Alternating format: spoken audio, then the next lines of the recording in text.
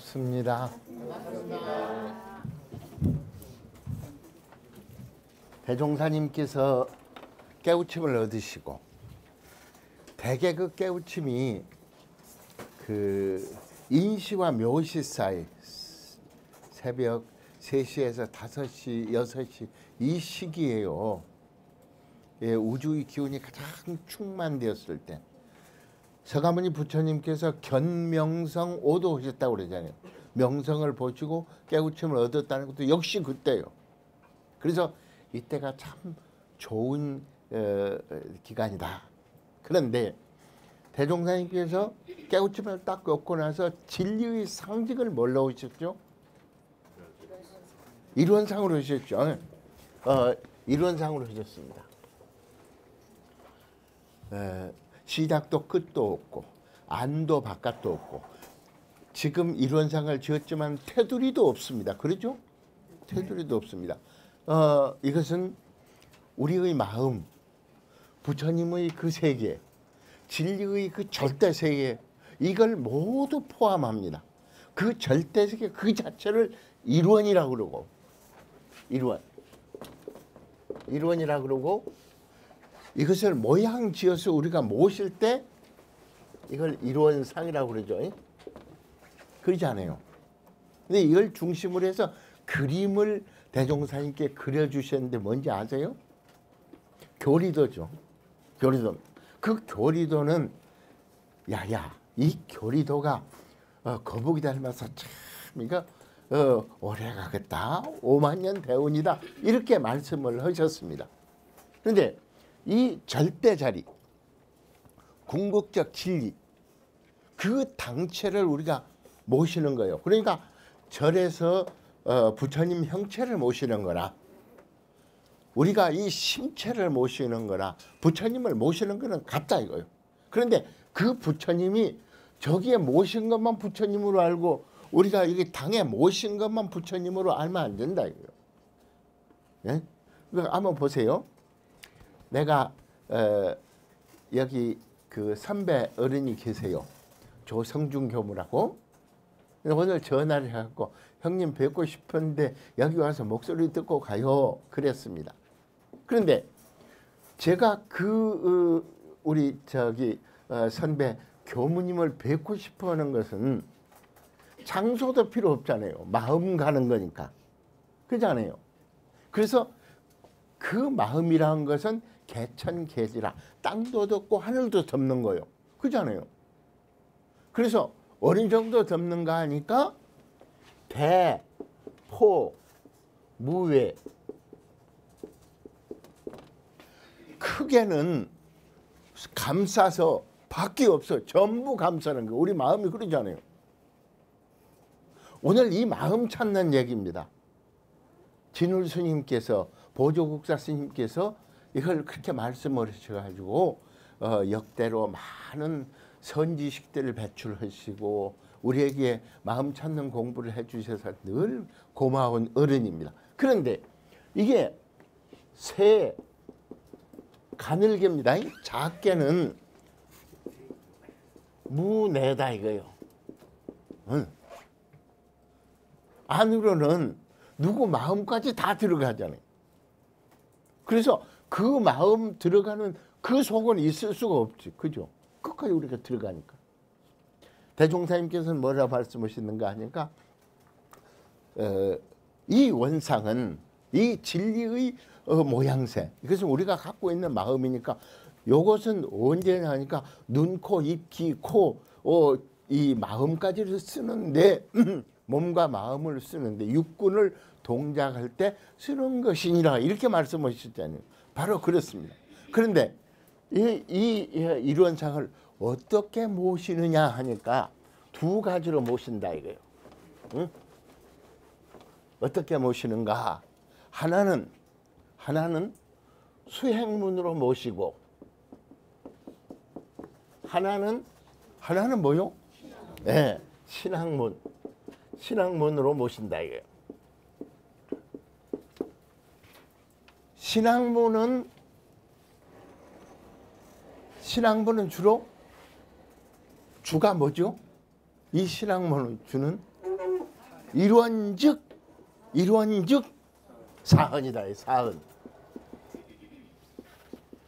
일원 자체 이걸 뭐 띄울 수는 없지만은 여기를 큰 덩치로 본다면 대로 본다면 이 사흔은 당체를 얘기하는 거예요. 이게 원리가 같기 때문에 일원즉 사흔입니다. 그래요. 그래서 사흔과 사요 이렇게 세상에 나타남을 우리가 불공하는 마음으로 이렇게 대하는 걸 우리가 사요라고 그러잖아요. 세 평등세계를 만들어 나가는 방법입니다. 그렇게 하면 여기서 뭐가 얻어지는가? 뭐가 얻어지는가 하니까 복을 얻어요. 복을 얻는데 복이 족해지는 거라. 복이 가득 충만되는 거예요. 이걸 복족 그럽니다. 그런데 수행문에는 뭐가 중심이 돼요? 사막 그리고 발조가 되죠. 그렇습니다. 이 사은 사요고 천지 부모 동포 법률. 제가 친구를 만나갖고 그 백지가 뭐요? 50년 전 얘기입니다. 52년 전 얘기. 백지가 뭐요? 대답을 안 해요. 그래서 여수 오동도 옆에를 거닐면서 얘기해줘. 그랬더니 이 친구가 뭐라고 얘기를 묻는가 하면 우리가 세상을 사는데 존재 조건과 근거가 있어야 하는데 존재 조건과 근거에 네 가지가 있으니 너 알겠어? 하고 묻는 거예요. 이게 언젠가 하면 1965년 6월 12일인가 돼요. 그래서 제가 얘기가 알지 내가 알지. 얘기해봐. 하늘 있고 땅 있고 아버지 있고 어머니 있고 네 개 맞잖아. 맞죠? 그랬더니 이 친구가 뭐라고 얘기하는가 하면 야, 두 개는 맞았다 그래요. 그래서 천지은 부모 운을 얘기를 해줘요. 그래서 나머지 두 개는 뭐래요? 그랬더니 동포운 온갖 미물 곤충까지 초목까지 싹 얘기를 해요. 깜짝 놀랐어요. 그래서 그러면 다음 하나는 라우요. 법률이라 이거요. 그러면서 국법이라든지 교통 질서라든지 그걸 얘기를 해요. 나중에 알고 보니까 THING 물 자체 그 자체가 존재하는 그 자체가 말하자면 법이요. 법이란 게 그런 뜻이에요. 불법이란 법이 그런 뜻이요. 그러면서 국법을 지키는 문제를 얘기를 해요. 그래서 요즘 말로 환장했더만. 그래서 제가 야 어디서 그런 얘기를 하냐 그랬더니 원불교라고 들어봤어? 그래 물어요. 아니 못 들었는데 거기서 그런 얘기를 해? 교무님이 새로 오셨는데 아주 참 곱고 열특하신 분이 오셨다 이거요. 아직 생존해 계십니다. 장타운 김보현 교무님이신데 귀한 가정에서 이제 오빠도 의사고 동생도 의사고 그런 집안에서 이렇게 나오셨는데 그냥 보현보살 같은 어른이에요. 근데 말씀을 하신다 이거요. 야, 나 데리고 가줘. 그랬어요. 한마디에. 그러면서 원불교인지 삼각불교인지 그런 관계가 없으니까 무조건 데리고 가. 그렇게 해서 제가 간 게 1965년 6월 16일 그날이 일요일입니다. 그래서 새빵살이에요. 친구가 얘기를 젖빵이요. 그래요. 그래서 가보니까 화장실도 공동으로 쓰시고 참 우리 교무님들 고생하셨어요. 이만큼 일궈 넣으시니까 참 감사한데 가가지고 큰 절을 딱 드렸더니 이 어른이 내려오셔가지고 방이 조금 위에요. 내려오셔갖고 마주해서 인사를 하셔. 그래서 대갓집 어른인가 보다 그런 생각이 딱 들면서 존경하는 생각이 나서 제가 이렇게 얘기를 들었습니다. 그랬더니 설교를 하시는데 사흔을 가지고 오시는 거요. 저를 위해서 하는 걸로 생각을 했습니다. 얼마나 좋았던지 입교 딱 하고 나서 그리고 나서 2개월 동안 6월 16일인데 8월 16일경까지 40명 정도를 입교를 시켰어요. 제 고향 여수에는 원불교 그때 모를 때였어요. 그렇게 해가지고 교당도 이루어지고 이제 제가 입교를 다 시키면 떨어져 나갈 수 있잖아요. 그러니까 입교시킨 친구한테다가 서너 명씩 묶어주고 그 다음 사람한테 또 묶어주고 이런 식으로 해가지고 그래서 저희 1년 선배도 계시지만은 학생회를 만들게 됐어요.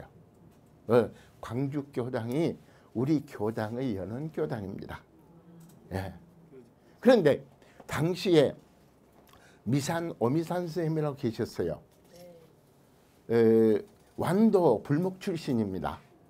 그런데 이 어른은 옛날 좌익운동도 있어요. 물론 항일운동까지 하셨죠.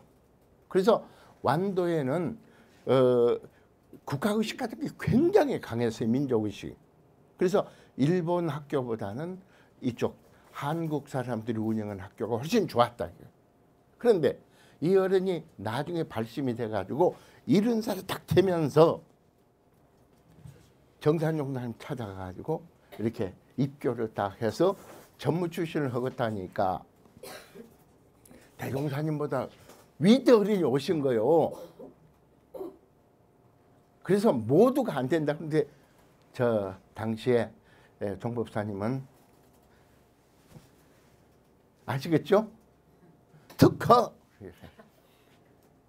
그래서 시를 짓는데 뭐라고 짓는가 하면 미70에 각 70이라 지금까지 미70을 70년 동안 어리석게 이렇게 살았으니 앞으로 내가 각 70을 살리라.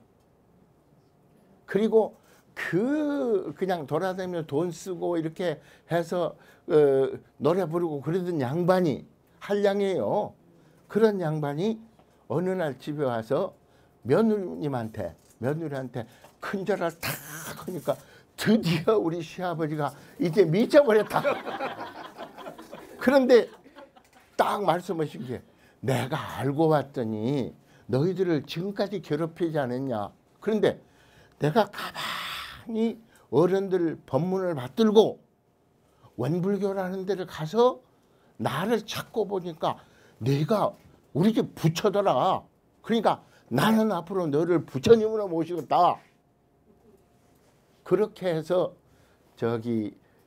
과학수사연구소 소장이니 그런 어른들이 당신 아드님이에요. 머리도 좋으셨거든요. 그래서 그 어른이 뭐라고 얘기를 하는가 하면 광주에 당시에 서광주교당을 만들었으니까 서광주교당하고 서울에 원남교당이 이루어졌으니까 원남교당하고 세 번째는 불목교당하고 여수교당 네 교당이 잘 되도록 나는 네 군데를 주로 다닌다. 그러면서 말씀을 하시는데 이 말씀을 딱 하시는 거예요. 보세요. 이 사막 정신수양 사리연구 작업치사 이것은 결국은 지혜를 닦고 마음을 거느리고 그 다음에 그 마음을 닦아 나가고 이렇게 하는 작업 아니에요. 이걸 통해서 뭐가 이루어지는가 하니까 해족이 이루어진다는 거지. 해족. 복, 해가 족족하니 이걸 일러서 부처님이라고 하는 거다. 오미산 선생님이 그렇게 말씀하셨다. 근데 나중에 제가 교학까지 와가지고 쭉 이제 원불교학을 하고 종교학을 하고 불교학을 하고 그리고 도교를 공부하고 저희 집안은 유학이에요. 그리고 나중에 동양 사상사 이걸 공부를 쭉 하다 보니까 이 어른 말씀해 준 게 딱 맞네. 그래서 진리 부처님을 신앙하고 수행하고 하면서 닦아 나간 거예요. 이걸 종교학으로 보면 나를 반성한 뉘우침 또 진리를 닮아 나가는 닮아감. 뉘우침과 닮아감이라는 게 종교인이 가져야 할 두 가지 방법이요. 이걸 통해서 이루어지는 것은 결국 복족, 해족, 부처님이다. 그런 얘기입니다. 네. 그래서 원불교를 믿는 우리들은 대산종사님 저희들한테 그러셨어요. 아니 이 법을 가지고 깨우침을 못 얻으면 어느 세월에 깨우침었냐.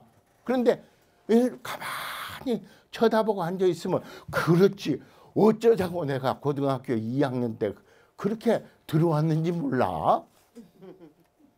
그래서 누가 얘기하기를 저는 뜻한 바 있어서 어렸을 적에 아버님을 여의고 뭐 그렇게 얘기를 한다고 그러는데 제가 고등학교 1학년 때 아버님이 이제 저기 암으로 열반하셨어요. 저희 누님 한 분하고 이제 5 형제인데 누님이 원광역 병원에 누워가지고 동송 그리고 저를 찾아요. 누님 그리고 제가 이제 젖을 만졌어요. 우리 누님. 누님 젖이 엄마 젖보다 더 늙었는데 어쩐대야? 이제 그랬더니 나는 그래도 좋아. 무엇이 좋아? 암 걸려가지고. 그랬더니 아니요. 동생들 5 다 아까운데 부모 내리면 받는다고 하잖아요. 근데 아버님 암으로 가셨는데 내가 암이 걸렸으니까 우리 아까운 동생들은 암 안 걸릴 거 아니요. 근데 제가 교무가 돼가지고 마음 공부한다고 하는 사람이 우리 누님 같은 그런 마음을 쓸 수 있을까 하는 생각을 갖는 거요. 솔직한 얘기입니다. 어머니가 장독대 앞에서 소복을 하시고는 거기 가서 물을 떠놓고는 머리를 빗고 이렇게 저기 치성을 올려요. 아침마다 올리셔. 그래서 엄니 오냐 뭐 빚인데요? 제가 그랬어요. 그랬더니 어머니가 5이다야 아들이 송사에 걸리지 말라고 하는 거요. 근데 송사가 뭐, 제가 송사리는 알아도 바닷가니까 송사는 모르겠어.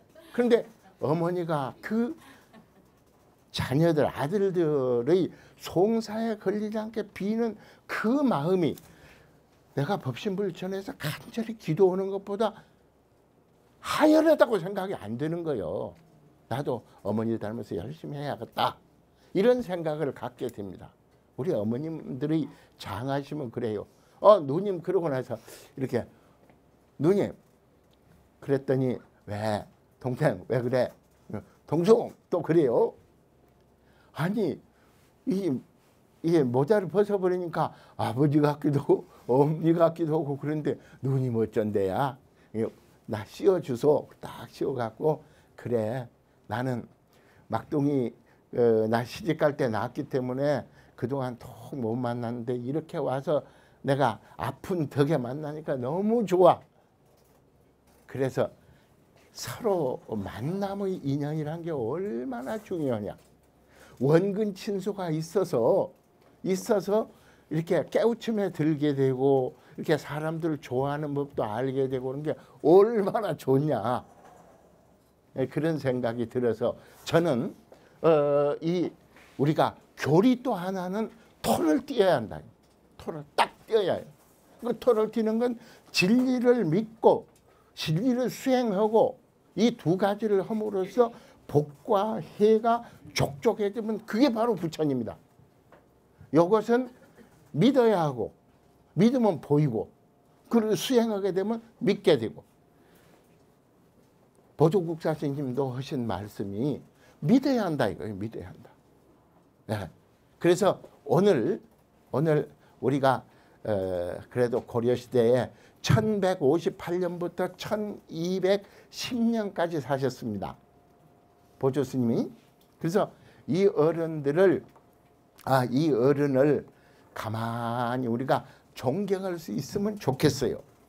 그리고 그 존경은 그 어른이 남긴 수심결, 마음 닦는 비결을 통해서 오늘에 비춰나가면 좋겠다. 이렇게 생각합니다. 그런데 여기서 하나 먼저 얘기를 해두고 갈 게 뭔가 하니까 지난 시간에 제가 아껴둔 얘기가 있습니다. 선이란 게 마음 닦는 건데 선이 마음 닦는 거 아니에요. 제가 유학을 할 때 어느 날 한국으로 돌아오는데 누가 선물을 해요. 사모님께 드리세요. 그런데 예, 이 화장품이에요. 향수예요. 근데 이 전이라는 거예요. 그 보니까 선이라. 이 선이 뭐냐 하니까 저는 마음의 향기잖아요. 예? 향수를 마음의 향기처럼 은은해야 한다. 막 덮어 씌우고 옆 사람도 고약하게 만들면 안 된다. 그죠? 그래서 이름을 참 잘 지었구나. 그런 생각을 갖게 됐습니다. 그래서 이 선을 교외 별전이라고 그랬죠. 제가. 예? 부처님 가르침 말고 맹막히 흐르는 부처님의 뜻이 있다는 거죠. 예? 그래서 교외에 부처님이 설교하신 설법하신 거 외에 그 마음 쓰는 거, 이것이 사자상속으로 스승과 제자가 서로 맹맥히 이어온 것이 있다는 거죠. 그렇습니다. 이것이 뭔가 하니까 각심이요. 각심을 우리가 불이라고 그러고 우리가 부처님을 모시는 거예요. 이것을 깨우침의 방법이라든지 이런 것은 결국은 상승해요. 상승을 하는데 상승. 그런데 이 상승과 동시에 이걸 뭘로 해야 하는가 하면 자중이 있어야 합니다. 자중.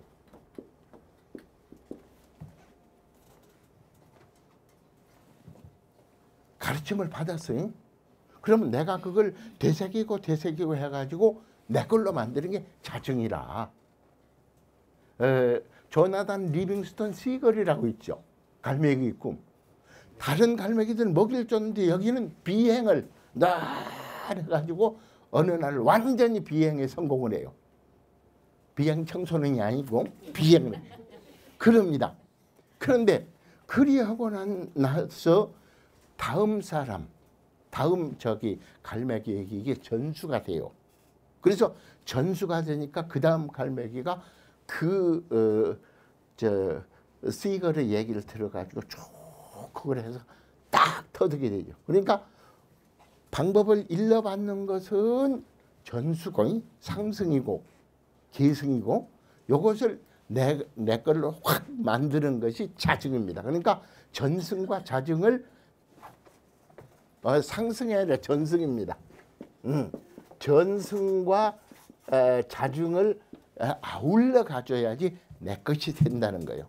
그러니까 스승 구전이 심수 그러잖아요. 말로 전하고 마음으로 주고받는 거요. 이렇게 돼야지 상승이 됩니다. 이걸 교회의 별전이다. 그러니까 가르침 외에 설법 외에 따로 있다 하는 얘기하고, 그 다음에 그래서 이것은 말로 할 수가 없다. 그래서 불임문자예요. 그죠? 불임문자. 다음 더 있습니다.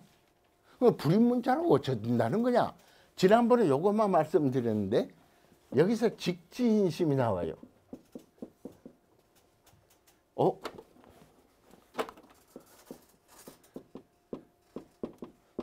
직지인심. 곧 바로 부처가 바로 너니까 너의 마음이 부처다. 내 마음이 부처고 너 마음이 부처다. 그래서 그 마음을 콕 집어서 얘기를 하는 것이 직지인심이요. 네. 그러면 직지인심 후에 견성 성불이다. 성품의 원리를 알고 우주 질서를 알고 대소유무 크고 작은 여러 가지 사항에 의해서 우주가 이루어지고 이것이 시비이해를 통해서 옳고 그르고 이익되고 해로되고 이런 것을 통해서 세상이 운전되는 원리를 가만히 보고 알게 되는 이 견성 원리에서 드디어 수행을 통해 가지고 충분히 자기 업을 소멸할 수 있는 그런 단계까지 딱 와주는 거예요. 무중생을 만나서 우리 종법사님 이렇게 탁 뵈면 느낌이 오거든요. 상사님이라든지 대산종사님 제대 오래 모셨는데 누가 그랬어요. 나도 종법사님 할 것 같아. 왜? 종법사님은 가면 인사하면 그래 왔어. 그래서 그래 잘했다. 그래 그래야지. 그래 내가 효자다. 그건 나도 할 수 있어. 그렇게 어린애가 얘기를 한 적이 있어요. 그런 아그들이 커가지고 지금 교구장도 오시고 큰 교무님이 되셨거든. 이것이 인연이에요. 그런데 이런 어른들을 배우면 가지고 있다가 마음 이렇게 어려움을 가지고 있다가 툭 내려놓을 수 있거든요. 이게 중요한 일입니다. 그래서 우리는 그래도 참 법문을 공부해 오는 가운데서 자각하고 각타하고 내가 깨우치고 그 깨우침을 이웃에게 전하는 거예요. 예. 내가 이 철학이 뭐냐 그러면 내가 깨우침을 얻었어요. 이 내가 깨우침을 얻는데 이 깨우침을 대상 우리 환경에다가 거는 거예요. 그러면 환경이 깨우쳐져요. 그러면 그 깨우친 환경이 나에게 다시 깨우침을 요구를 해. 이걸 일러서 철학의 관계성이라고 얘기를 합니다. 철학이 실현되는 과정이 이것밖에 없어요. 그리고 이 속에서 교화가 바로 그런 것이구나. 옛날 법정 스님 당신 반성부터 하시거든. 다들 다른 사람 나무란 거부터 하잖아요. 근데 당신 반성부터 하시니까 숙연해지면서 마음속에 그 향기를 느끼게 돼요. 그런 부분이 있어요. 그래서 우리도 그래도 이 세상에 와서 깨우침을 얻어서 다른 사람을 깨우쳐주는 그런 어른들을 많이 만나서 존경도 하고 이랬다고 하는 건 얼마나 좋은 일이냐. 또 교당에 가면 교무님들께서 법문을 해주시라고 준비해주는 모습 같은 걸 보면 얼마나 좋은 세상을 살고 있냐 그런 말씀입니다. 그래서 이걸 통해서 차원이 다른 세계, 예를 들면 우리가 법회를 보잖아요. 교가를 부르고 심고 올리고 선하고 심고 올리고 그리고 이제 성가도 부르고 그리고는 이제 그 설법을 우리가 받들지 않아요? 그러면 꼭 같은 세계지만은 이걸 올라가 가지고 부처님 세계에 가서 법문을 듣는 거예요. 우리가 보살로서 큰 법사로서 듣고 나중에 산해가를 통해서 내려오는 거예요. 교화하려고 내려오는 거예요. 내려올 때는 우리는 이미 보살이라. 큰 종사가 돼가지고 마음속에 종사가 돼서 내려오는 그런 과정. 우리가 집에서도 가정법회를 볼 때 그렇게 해서 꼭 같이 전부가 같이 가정법회를 보면서 한 사람 한 사람 일기도 쓰고 감상도도 발표하고 또 애기한테 초등학교 2학년 3학년한테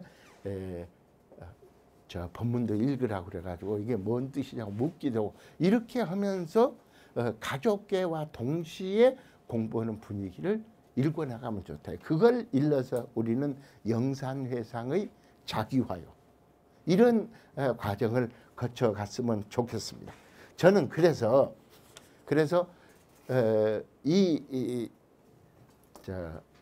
수심결의 한 장 한 장도 중요하지만 전체적인 이 흐름을 같이 가져간다고 하면 공부하는 건 한번 읽어보면 그걸 끝난다 이거예요. 그렇게 생각하고 진행하겠습니다. 지난 시간에 우리가 뭘 했는가 하면 수심결 40장에 대해서 4자짜리 두 구로 해가지고 되게 큰 흐름을 파악을 했습니다. 뭐 수상정예, 자성정예 그러듯이 이렇게 했는데 이 중에서 불교의 경전을 읽는데 삼분과, 그걸 총가라 그럽니다만 삼분과로 나눠서 읽는다 그랬죠. 서분, 정종분, 유통분 그랬습니다. 서분은 논문에서 뭐하고 같다고요? 서론과 같다. 그런데 이게 이제 이렇게 됐습니다. 보조 국사의 배치는 이렇습니다. 서분을 대개 1에서 3장을 얘기했죠. 근데 여기는 총론입니다. 총론. 서분인데 이건 총론이란 말은 왜 마음 닦는 비결이 필요한가를 얘기하는 부분이요. 예. 경을 설하는 연기요. 그러니까 수심계를 밝히는 연기를 얘기를 하는 거예요. 인연 연기를 얘기하는데 이것이 이 속의 총론입니다. 근데 이 3장은 대개 뭘로 얘기를 할 수 있는가 하면 운. 그래서 개론적으로 얘기를 쭉 하고 있습니다. 그리고 나서 4장부터 39장까지는 일러서 이를 정종분이라고 얘기를 했습니다. 예? 정종분이라고 얘기했는데 요 부분은 내용입니다. 내용입니다. 얘기할 것도. 근데 뭘로 되어 있는가 하나는 문이고 하나는 답으로 되어 있습니다. 제일 뒤에 35, 6장쯤 가면 질문이 길어져요. 거기에 따라서 긴 답이 있어요. 운이라고 할까 답이라고 할까 하는 얘기입니다. 종합적으로 말하자면 이렇다 하는 얘기예요. 그리고 나서 마지막으로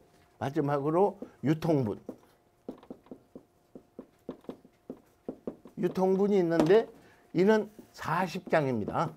40장.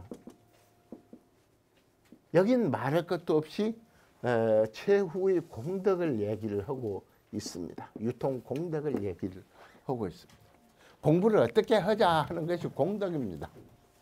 이걸 공부하려면 진실된 걸 딱 찾고 나서는 우리 마음과 몸 볼 때 우리의 주인은 몸이 아니라 마음이다. 이 마음을 잡고 나서는 이 가죽 주머니를 놔버리라. 이렇게 얘기를 하고 계세요. 이런 얘기가 공덕 부분입니다. 이거는 말하자면 운입니다. 그래서 그 여러분께 드린 그 내용들이 보면 운, 문, 답, 운 그렇게 써져 있습니다. 그러면 이걸 보고 얘기를 해 나갈 수 있을 텐데 그 가운데서 오른쪽에는 한글로 사실은 우리는 한문을 공부를 하는 게 아니요. 그냥 한글이 우리의 원경입니다. 그렇게 봐야 해요.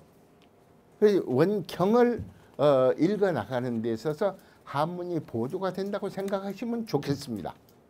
그래서 오른쪽에 그건 필요하다고 생각되는 부분은 밑줄을 이렇게 그어놨습니다. 다 얘기할 수가 없으니까. 그리고 왼쪽에 보면 여기에 따른 한문 원전이 있습니다. 원전입니다. 예를 들면 제가 우리 원불교 전설을 일본어로 번역을 했는데 일본에서는 원전이 뭐겠어요? 일본어로 된 게 원전입니다.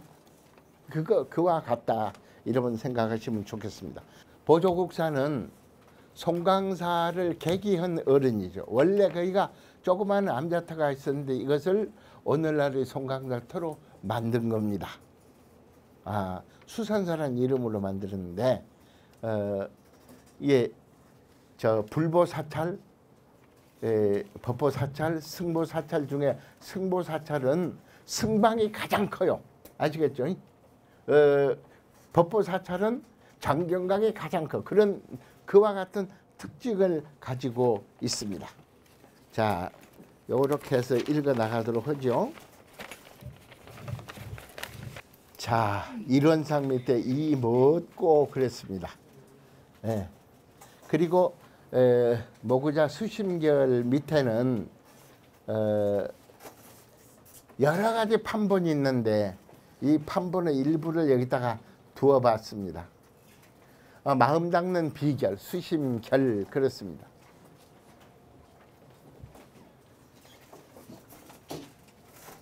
제목을 용면윤회인된 막약구불이 홀로 붙였습니다. 윤회를 벗어나고자 할진데 부처를 구함만 갖지 못하다. 그런 말씀입니다. 예? 그런데 부처가 뭐냐? 예. 부처는 곧 마음이다 이거요. 여기가 중요합니다. 전체적으로 볼 때 마음이 뭐냐 혹은 깨달음이 뭐냐가 중심이 돼 있어요. 예? 그리고 나서 어떻게 깨달아 나갈 것이냐 방법을 얘기를 합니다. 예? 그리고 이 깨달은 방법에 이제 정과 회의 문제라든지 있고 요것을 그러면 깨달은 후에 이걸 어떻게 가져갈 것이냐 이걸 등지라고 그러는데 같이 정과 회를 어떻게 가져갈 거냐 이렇게 쭉 얘기를 하다가 그 다음에 이걸 가져간 위에서 방편은 뭐냐 방편은 어떤 것을 어떻게 하는 것이 좋으냐 하는 방편론을 얘기를 하고 나서 그리고는 뭔 얘기가 이루어지는가 하면 근기에 따라서 사람이 다른데 이 다른 것을 수상정해 그러니까 정해의 구분을 이렇게 하고 그 다음에 이제 마지막에 이제 우리가 이렇게 살았다고는 하지만은 금방 간다. 꼭 우리 몸이 아침 이슬과 같다. 우리의 운명 명이라고 하는 것은 서쪽에 떨어진 해와 같다. 네? 그렇게 얘기를 하고 있습니다. 그러니까 정신 차려서 공부해라. 예, 욕심에 물들지 말고 예, 대통령 언제나 한 게 아니다. 그런 얘기를 하고 있는 겁니다. 그래서 이걸 통해 가지고 모두가 정신 차려서 공부할 수 있는 방향 이것은 믿음을 확실히 갖고 있어라 하는 얘기까지도 분명히 여기서 밝혀주고 계십니다. 이런 부분을 얘기해 나가자는 겁니다. 이에요. 이. 자, 보관 널리 보니 일체 중생을 널리 보니 구유 열의 지혜덕상이라 세존께서 말씀하시기를 석존께서 말씀하시기를 널리 일체 중생을 보니 모두 열애의 지혜와 덕상을 갖추어 있다. 예. 우리 마음이 부처인데 그러면 무슨 얘기냐 하니까 모두 한 사람 한 사람의 마음은 열애와 꼭 같으니까 열애의 지혜 덕상을 아울러 갖추고 있더라. 이 얘기는 무슨 얘기가 되는가 하면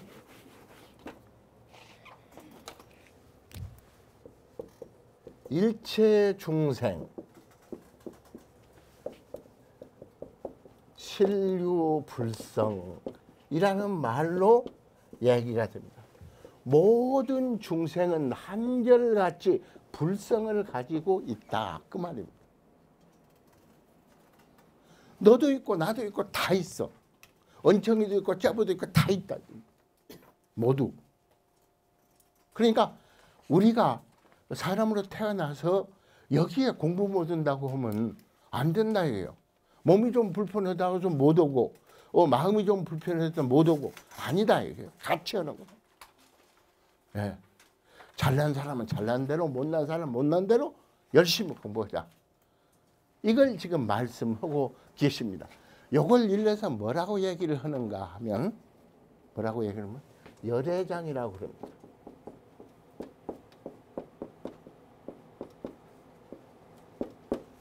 열애장. 열애의 지혜 덕상을 우리 마음속에 함장하고 있다. 예? 그러니까 우리는 그걸 발현하면 곧 열애다. 그 얘기를 하고 있는 겁니다. 이게 대승불교의 특징이기도 해요. 예.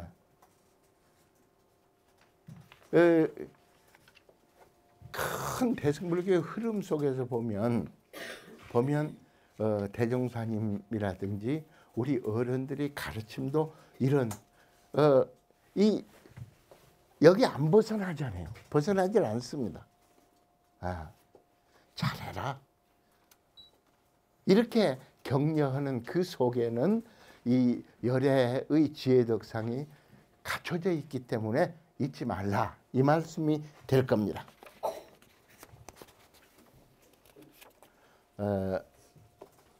3장입니다. 심성이 물들미 없기 때문에 없어서 본래 스스로 두려시 이루었나니 다만 망연만 여임은 곧 여여한 부처이다. 요 열애장이기 때문에 그렇습니다. 그래서 이 3장까지를 총론을 통해서 이 총론만 딱 보면 이 대각국사께서는 뭘 우리에게 얘기를 해주고 있다는 걸 알 수가 있습니다. 4장으로 넘어갑니다. 굉장히 빠르시네요. 이 진도가 무지하게 빠릅니다. 4장에서 이게 묻는 거예요. 불상이 현재 이 몸에 있는데 왜 나는 불상을 보지 못해요. 그러니까 너가 가지고 있으면서 못 볼 뿐이요. 제가 얘기 하나 할까요? 남편하고 부인하고 사는데 부인이 어느 날 거울을 보면서 엉엉 우는 거예요. 여보, 당신 왜 그렇게 울어? 그러니까 내 얼굴 보니까 늙어갖고 주름이 져서 쪼글쪼글해져 버렸어. 그리고 그냥 서럽게 우는 거예요. 그러니까 남편이 뭐라고 했게요? 여보, 당신 그러지 마라. 당신은 거울 볼 때만 쪼글쪼글 보지만 나는 늘 보거든. 나도 견디는데 당신은 간혹 가다 보지 않아? 이렇게 얘기를 했다고 그럽니다. 우리가 그렇게 생각하고 견디어 갔으면 좋겠습니다. 이런 얘기만 하면 좋겠어요. 저는. 이론상 법어에서 우리가 몸과 마음을 쓸 때 이론상을 사용한다 이거죠. 사용한다. 그러니까 우리가 느끼지를 못하지만은 지금 그 불성을 쓰고 있는 거예요. 그리고 너가 지금 묻는 그거 자체가 뭐냐? 불성이 있어서 묻는 거다. 이렇게 됩니다. 자, 다음 5장에서 이렇습니다. 옛 성현들의 입도한 인연을 대략 들어서 너로 하여금 의심을 제거하리니 잘 들으라. 이렇게 얘기를 해요. 이것은 뭘 얘기하는가 하면 고적이라고 얘기를 할 수가 있습니다. 고적이라고 옛날. 그래서 여러분이 상식을 조금 알아야 할 것 같아서 말씀을 올립니다. 뭔 얘기냐 하니까